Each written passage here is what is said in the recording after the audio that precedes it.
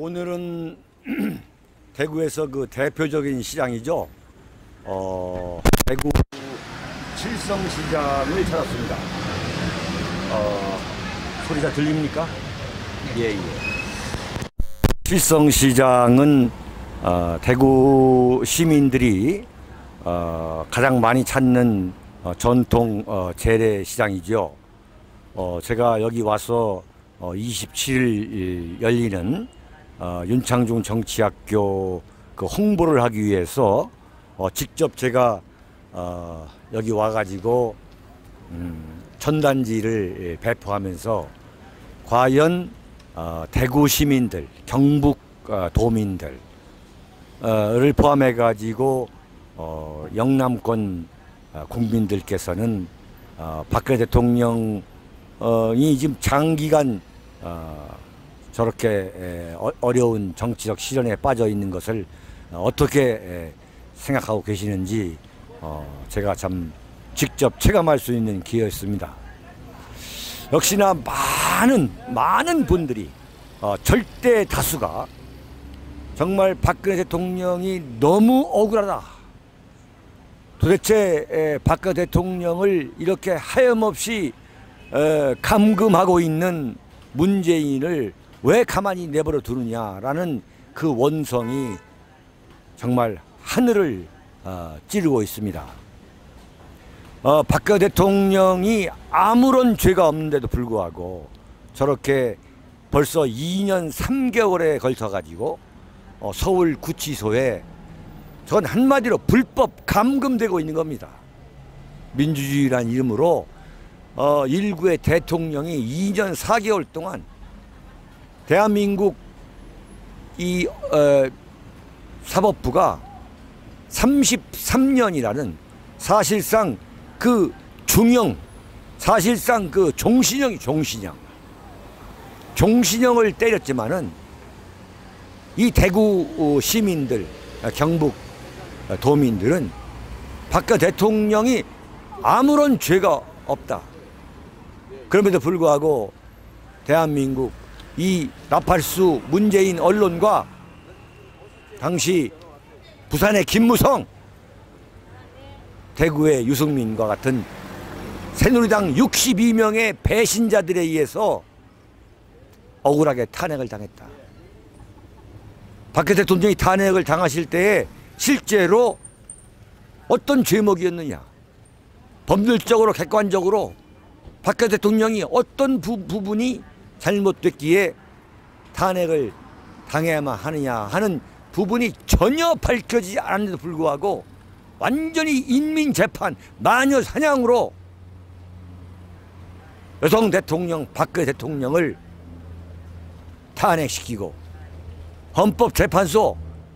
헌법재판소장 겸임 이 대행을 하고 있던 이정민은 박근혜 대통령이 헌법을 수호할 의지가 없다는 터무맹랑한 궤변을 만들어 가지고 전원일치 파면을 시키는, 정말 웃기지도 않는, 코미디보다 더 웃기지 않는 그러한 만행이 빚어졌던 겁니다.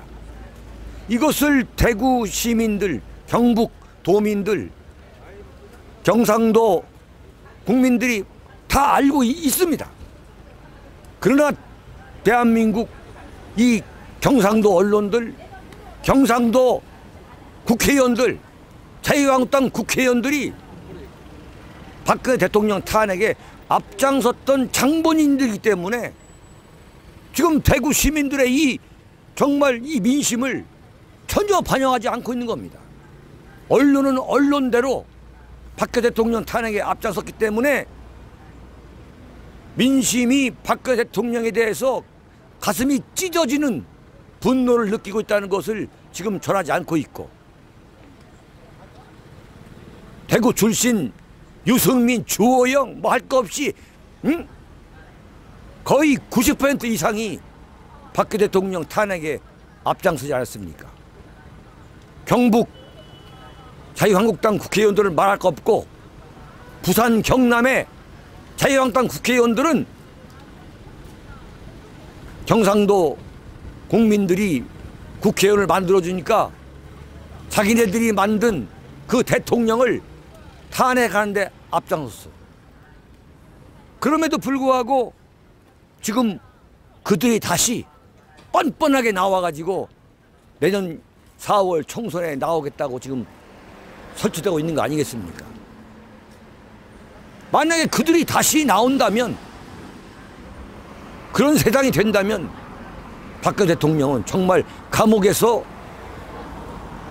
최악의 경우 어떤 불행한 사태를 맞게 될지도 모르는 그런 상황이 되지 않겠습니까? 많은 지금 대구 시민들이 지나가면서 이 자동차를 타고서 크락션을 누르고 저한테 화이팅이라고 소리, 예? 그 함성을 지르시고 저한테 엄청난 지금 환호를 해주고 계십니다. 대구에 제가 아내와 함께 완전히 주민등록을 다 옮겼고 저의 활동 무대와 저의 생활 근거지를 대구로 완전히 이전했다고 하니까 지금 대환호가 터지고 있습니다. 정말 잘한 것이다. 그럼에도 불구하고 지금 대구에서는 대구 출신 자유한국당 소속의 국회의원들이 박근혜 대통령 석방에 대해서 어떤 움직임도 하지 않고 있습니다. 이런 정치인들을 가만히 둬야 되겠습니까? 마찬가지로 부산, 경남 박근혜 대통령 탄핵에 앞장서고 박근혜 대통령이 지금 구속당해서 이런 구속이 아니죠. 완전히 이건 문재인 세력에 의해서 불법 감금되고 있는 겁니다. 지금. 민주주의라는 이름으로 여성 대통령이 서울구치소에 불법 감금된 지가 벌써 2년 3개월이 넘었습니다. 2년 4개월째 되고 있습니다. 정말 대구, 경북, 부산, 경남 우리 유권자 여러분들, 국민 여러분들께서 더 각성해서 박근혜 대통령 석방에 온 힘을 모아야겠습니다. 예. 질문해도 괜찮습니까? 그렇습니다. 예. 지금 최근 일본의 경제 보복 조치로 인해서 네네. 이 지금 문재인 정부 주사파 정권에서 경제 파탄의 책임을 일본에다가 좀 전가하려는 그런 움직임을 보이고 있습니다. 네. 문재인 정부 주사파 정권뿐만 아니라 우파 지도자 중에서도 파라는 반중은 안 하고 지금 반일을 하겠다는 그런 지금 세력도 있는 것으로 좀 나타나고 있는데 그들에게 좀 한 말씀 좀 해주십니다. 문재인 정권은 순전히 친일파 청산이라는 이 반일 감정 파리로 재미를 본 정권입니다. 적폐청산, 그리고 김정은 파리, 그 다음에 세 번째 이 반일 감정 파리로 지금 1965년 박정희 대통령이 한일 국교 정상화를 한 이후에 지금 한일 관계는 최악의 상태로 지금 악화됐습니다. 이 모든 책임은 문재인한테 있는 겁니다. 마치 자기네들이 독립운동에 관한 이 독립운동이 자신들의 무슨 전유물인 듯이 말이죠. 틈만 나면 일본을 자극하고, 그래서 북한 해결을 위해서는 미국과 일본, 한국이 삼각 공조를, 철저한 안보 공조를 해도 김정은이가 북한 핵과 미사일을 포기할 수 않는 그런 상황인데, 지금 대한민국은 대통령이 일본과의 관계 악화에 완전히 앞장서고 있습니다. 그래서 바로 한미 관계가 최악의 상태에 있고, 한미 관계가 왜 최악의 상태인가는 너무 잘 아실 겁니다. 이 정권은 반미 정권입니다. 친중 반미 정권. 그러나 미국은 오랜 한미 관계를 생각해서 그야말로 조론 상태, 결혼을 말하면 조론 상태에 있는 한미 관계를 가급적 끌고 가려고 노력을 해왔던 거죠. 그러나 일본은 한국과 미국이 이 틈이 벌어지면은 반드시 일본은 그 틈새를 파고 들어와서 우리한테 우리를 공격하는 그런 습성이 있는 게 사실입니다. 바꿔 말하면 한미 관계가 튼튼하면 절대 일본이 한국에 대해서 이런 경제 보복을 할 수 없는 겁니다. 근데 일본은 왜 경제 보복을 하느냐? 정말 문재인 정권이 틈만 나면은 일본을 자극해온, 그래서 막연하게 이 반일 감정을 자극해가지고 좌파 지지 세력을 결집하려는 정치적으로 악용하고 있는 겁니다. 문재인이가. 그건 국민들이 아셔야 됩니다, 이것을. 그런데 이번에 아베가 직접 나서가지고 경제 보복을 가하니까 문재인이가 하는 얘기가 뭐냐면 대응하겠다. 대한민국이 어떻게 일본 경제에 대응할 수 있다는 것인지 그건 정말 초등학생 수준도 안 되는 겁니다. 그런데 지금 더불어민주당을 포함해가지고 지금 문재인은 뭐냐면 이걸 계기로 반일 감정을 자극해서 마치 옛날에 무슨 독립기념관 세웠을 때처럼 반일 감정을 자극해가지고 정치적으로 자신의 정치적 기반을 강화하려는 그 얄팍한 속셈인데, 따라서 그 더불어민주당의 최재성이라고 그 문재인의 완전 측근이라는 최재성이가 하는 얘기가 의병이 들고 일어서야 한다는 터무니없는 얘기를 하지 않습니까?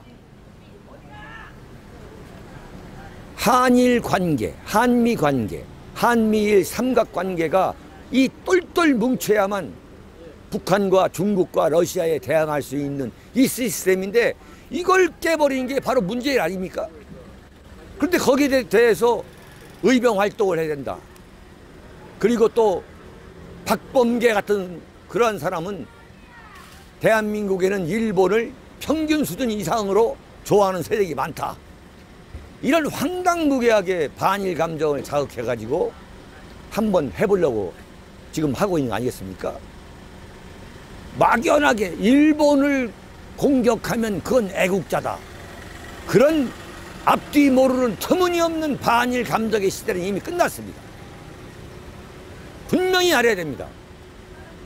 이 일본과 한일 관계라는 것은 그야말로 한일 이 설린 관계가 돼야 되고, 그래야만 한미 관계가 한미일 삼각관계가 관계 속에서 우리가 안보를 지켜낼 수 있는 거고 경제를 지켜낼 수 있는 거죠. 그런데 이 그야말로 하룻강아지 범 무서운지 모른다고 무슨 일본산 맥주를 마시지 말자 하는 그런 식의 일제 물건을 사지 말자 하는 그러한 유치한 방법으로 지금 대한민국이 일본을 대응할 수 있다? 이건 말이 안 되는 거예요. 정치인들이 그런 막연한 반일 감정에 영합하는 것은 이건 정말 우리 대한민국의 자살행위입니다. 자살행위예요. 전 세계 국제 무대를 상대로 예컨대 일본 편이냐 대한민국 편이냐 물어봤을 때 압도적으로 전 세계 국가들은 일본 편을 아직도 들고 있는 게 그게 국제 정치의 현실입니다. 그런데 마치 국민들을 우물한 개구리처럼 만들어가지고 무슨 독립운동 하듯이 말이지, 일본에 욕하고 이러면은 그게 아주 대단한 대통령인 것처럼, 대단한 정치하는 것처럼 한다면 이건 완전히 이건 자살행위입니다. 다시는 그런 터무니없는 맹목적인 반일 감정으로 무슨 이 지지 얻어보겠다는 그런 것은 당장 그만둬야 됩니다. 예. 과거에 일본 친일 잔재를 청산하겠다고 네. 김영삼이가 예. 그렇게 시도했다가 결국은 경제 보복에 이어서 IMF까지 불러왔지 않습니까? 물론이죠. 네. 그런데 지금 이 문재인 정권에서 하는 이 지금 반일에 대해서 우려를 많이 하고 있는 김영삼 정권의 네. 재탕을 또 불러오는 거 아닌가. 네. 상당한 우려를 하고 있습니다. 예. 더 나아가서 군사적으로도 일본군이 이 한반도에 진주할 수 있는 빌미를 만들어주는 네. 역할을 이 지금 문재인 전국 주사파 정권 그야말로 토착 외국 세력들로 네. 인해서 네. 그런 역사가 반복이 될 수 있다고 말들 하는데 네. 그 부분에 대해서 물론이죠. 저는 김영삼 정권 때 제가 청와대 출입기자였습니다. 정치부장했고 지금 문재인은 그 과거 대한민국을 IMF라는 엄청난 6.25 이후 최악의 국가 재앙에 빠뜨렸던 김영삼 정권의 전철을 그대로 받고 있습니다. 지금 최근 보도된 게 뭐냐면 지금 대한민국에 주둔하고 있는 유엔사에 일본 자위대를 참가시켜가지고 일본 자위대가 한반도 유사시에 개입한다는 거 아닙니까? 바꿔 말하면 북한이 대한민국을 공격할 경우에 주한미군이 아니라 일본 자위대가 대신 주한미군 역할을 하도록 그 구조로 흘러가고 있는 거예요. 왜 그러냐? 문재인이가 전시작전권을 달라. 그러면 지금 전시작전권을 가져오고 그 다음에 한미연합훈련을 완전 중단하게 되면 주한미군의 이 주둔할 존재 이유가 없는 거죠. 그러면 당장 지금 이제 주한미군으로 떠나갑니다. 근데 미국으로서는 한반도에서 주한미군을 철수할 경우에 바로 일본이 이 중국과 이 북한과 러시아의 공격 권한에 들어오기 때문에 미국으로서는 포기할 수 없는 겁니다. 따라서 어떻게 하느냐? 유엔사가 지금 뭘로 바뀌게 돼 있냐면 미래연합사라는 허울 좋은 그러한 그 단체로 바뀌게 돼 있습니다. 한미연합사가 사실은 유엔사인데 그런데 이 유엔사 그 한미연합사의 사령관을 한국군을 할 경우에 결국은 주한미군은 철수하라는 이야기고 주한미군을 철수하게 될 겁니다. 그러면 주한미군이 철수한 그 공간을 결국은 뭐냐? 그 일본 자위대가 메꾸는 거. 그것을 일본은 바라고 있고 일본은 그러니까 한반도에서 주한미군이 철수할 경우에 일본으로서는 엄청난 안보 위협을 느낄 수밖에 없는 거 아니겠어요? 지리적으로 바로 그냥 현해탄 만약에 대한민국이 공산화가 되면 그냥 현해탄 넘어서 공산국가에 있기 때문에 일본으로서는 엄청난 안보 위협을 느끼는 거죠. 그러니까 일본으로서는 계속 미국한테 한반도에 유사시 자위대가 파견 나갈 수 있도록 해달라. 끈질기게 이제 몇십 년을 주장하고 있는 거란 말이죠. 일본으로서는 항상 대한민국의 좌파 정권, 김대중 정권, 노무현 정권, 그 전에 김영삼 정권이 들어왔을 때부터 이건 공산화가 임박하다고 늘 참 조조해왔던 건데 그때부터 일본이 미국에 주장하는 게 뭐냐면 일본 자위대가 한반도 유사시 파병할 수 있도록 해달라. 그게 소위 말하는 평화헌법을 보통헌법으로 바꾼다는 겁니다. 일본이 파병할 수 있도록 해달라. 그러면 지금 생각해 보세요. 유엔사에 전시작전권 이제 문재인이가 가져온다면 지금 가져올 겁니다. 가져오면은 주한미군이 필요 없는 거예요. 그럼 유엔사는 해체가 되는 거예요. 그럼 유엔사는 어떤 명분이 되냐면 여기까지 주한미군이 지금 28,000명이 있는데 한 100명이나 200명 정도 주둔하는 겁니다. 평화유지군처럼 우리 왜 그 이라크에 보였던 그 평화유지군처럼 말이죠. 그러나 그 공간을 지금 빈 공간을 일본이 들어오겠다는 거예요. 그러면 바꿔 말하면 지금 이 대구 지금 미군 기지에 미군이 나가고 거기에 지금 일본 자위대가 일본 군대가 와서 주둔하는 그런 이제 세상이 오는 거예요 지금. 그러면 이건 완전히 우리가 대한민국이 일본에 종속화되는 그런 웃지 못할 비극이 벌어지고 있는 거죠. 예. 그리고 한간에 지금 대구 쪽에 지금 예. 우리 대변인께서 이쪽으로 이제 이사를 오셨잖아요. 예. 그걸 사람들이 많이 알아요. 지금. 네. 사람들이 하는 이야기가 한 목소리 같이 이야기를 하시는데 예. 또 그 지금 이사 오신 지가 오신 곳이 그 동구잖아요. 네네. 그리고 유승민 그 지역구입니다. 그쪽이. 네네. 그런데 그쪽으로 오셨을 때 오셨는 이유가 유승민을 잡으러 왔는 거 아닌가. 그래서 잘했다라는 어제도 그런 이야기를 제가 많이 들었는데요. 네. 그런 소리가 우리 대변인께서 들었을 때 어떤 해답을 좀 내려주시면 하는 그런 제 부탁입니다. 한마디로 유승민 씨에 대해서는 저는 논평할 가치조차 없다고 봅니다. 유승민이가 박근혜 대통령을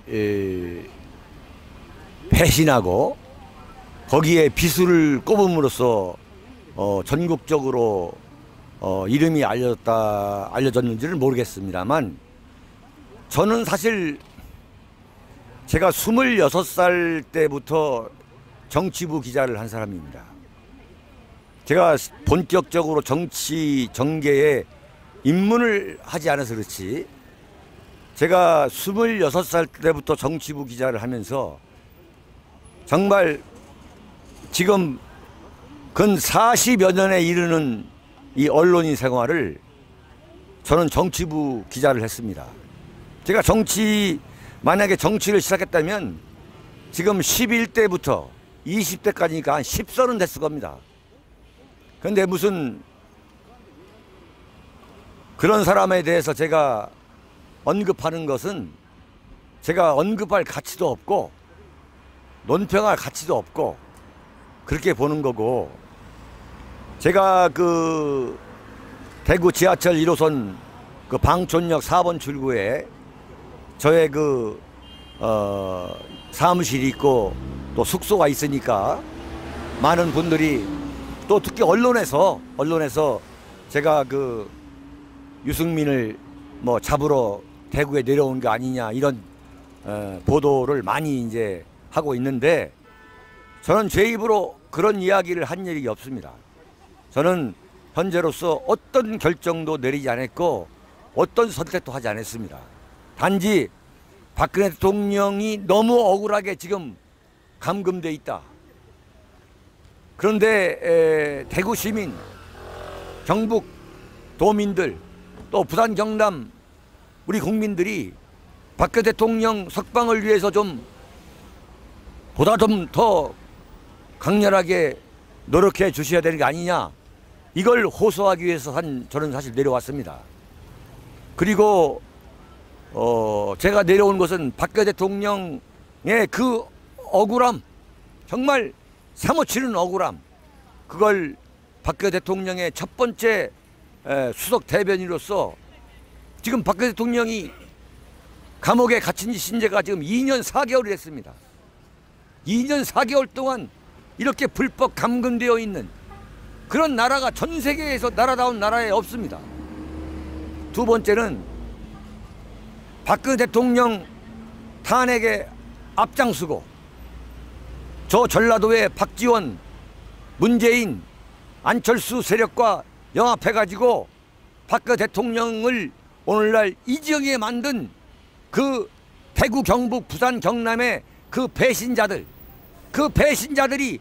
단 한 명도 예외 없이 지금 다시 내년 총선에 나오겠다고 하고 있습니다. 그들이 대구, 경북, 부산, 경남 거리를 활보하는 세상이 지금 되고 있습니다. 이게 말이나 되는 얘기입니까? 어떻게 자기 지역에서 만든 대통령을 어떻게 자기들이 이걸 탄핵할 수가 있겠습니까? 만약에 광주, 전남, 전라북도, 이 호남, 전라도에서 김대중 씨가 자기 아는 사람하고 예컨대 국정에 관해서 상의를 했다고 그래가지고 임기가 1년도 안 남았는데 탄핵시키는데 전라도 국회의원들, 광주 국회의원들이 앞장서겠습니까? 상상도 할 수 없는 일이죠. 이 상상도 할 수 없는 일이 지금 벌어졌는데 그때 앞장섰던 김무성, 유승민, 뭐 주호영, 뭐 이런 뭐 경상도 국회의원들은 지금 이 거리를 활보하고 있습니다. 만약에 김대중 탄핵을 시키는데 광주, 전라남도, 전라북도 국회의원들이 앞장섰다면 그들 국회의원들은 전라도에 발도 디딜지 못할 겁니다. 이걸 나는 가만히 두고 볼 수 없어가지고 박근혜 대통령의 첫 번째 수석 대변인으로서 나는 모든 걸 다 이전해서 지금 대구에 내려왔습니다. 세 번째는 대구 경북에 또는 부산 경남에 우리 영남권 국민들이 막연하게 보수우파가 싫다고 해서 보수우파 정권을 배척하고 싫어하신다면 대한민국에 이제 보수우파 정권은 생길 수가 없는 겁니다. 보수우파 정권이 안 생기면 지금 보시다시피 대한민국은 공산화가 되는 겁니다. 지금 아무리 보수우파가 밉다 하더라도 그 보수우파가 밉다고 좌파 세력을 찍어가지고 지금 대한민국이 이렇게 된 거 아닙니까? 일본 자위대가 지금 대한민국을 지키겠다고 하는 이 판이 됐고 일본으로부터 경제 보복을 당하고 있고 한미 연합훈련이라고 70년 동안 이어져 온 훈련이 완전히 중단돼 있고 내일 모레면 주한미군 주둔비를 우리가 왜 되느냐? 군사훈련도 하지 않는데 그러면 트럼프가 주한미군을 철수해갈 겁니다. 그러면 우리는 뭐가 되는 겁니까? 우리는 완전히 김정은의 노예가 되는 겁니다. 그리고 트럼프는 자기의 재선을 위해서 자기가 북한 핵을 뭐 해결했던 것처럼 하려고 하니까 완전히 북한을 핵 보유국으로 인정해주고 그냥 엄청난 쇼만 벌이는 갈라쇼만 벌이는 말이죠. 이번에 판문점에 봤지만 도대체 트럼프하고 김정은하고 문재인이가 만나가지고 과연 북핵 문제를 해결했느냐? 한반도에 무슨 평화를 가져왔습니까? 엄청난 이런 쇼만 벌이고 있는 거기에 우리가 놀아나는 지금 신세가 된 거 아니겠습니까? 저는 이 세 가지입니다. 첫째는 뭐냐? 박근혜 대통령이 언제까지 이렇게 감금되는 생활을 해야 되느냐? 과연 우리가 이걸 지켜봐야만 되느냐? 그 대한민국이 지금 완전히 이렇게 적화되고 있는데 이걸 우리가 좀 지켜봐야만 되느냐? 지켜보고 있어야만 되느냐 말이야 과연. 그리고 보수우파가 싫다고 그래가지고 이 경상도 주민들이 보수우파 정권을 만들지 않으면 그러면 대한민국은 앞으로 이해찬 말대로 20년, 30년, 50년, 100년 동안 좌파 정권만 되는 것이고 이어지는 것이고 그 이어지는 과정에서 대한민국은 완전히 공산화가 되는 거 아니냐? 그러면 우리의 후손들, 우리의 자식들은 어느 세상에 살아야 되느냐? 이걸 호소하기 위해서 제가 대구로 내려오게 된 겁니다. 무슨 뭐 내가 무슨 유승민을 뭐 잡기 위해서 그건 논평할 가치도 없습니다. 대구 시민들, 경북 도민들, 부산 경남 국민들이 저는 반드시 박근혜 대통령 탄핵에 앞장섰던 사람들을 응징해 줄 거로 저는 확신하고 있습니다. 감사합니다. 예예. 감사합니다. 자, 감사합니다. 다시 또 이런 기회를 갖기로 하고요.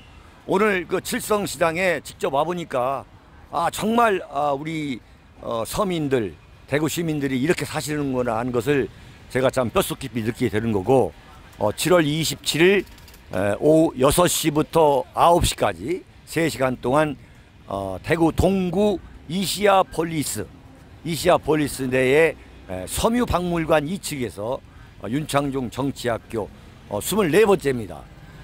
제 윤창중 정치학교가 24번째고 대구에서만 벌써 제가 3년 동안 3년의 집거 참 죽음보다도 고통스러웠던 집거와 은둔을 마치고 3년 동안 활동하는 동안 제가 대구에만 지금 이번에 6번째 오게 된 겁니다. 6번째 이 토크쇼를 시국 토크쇼를 하게 되었습니다.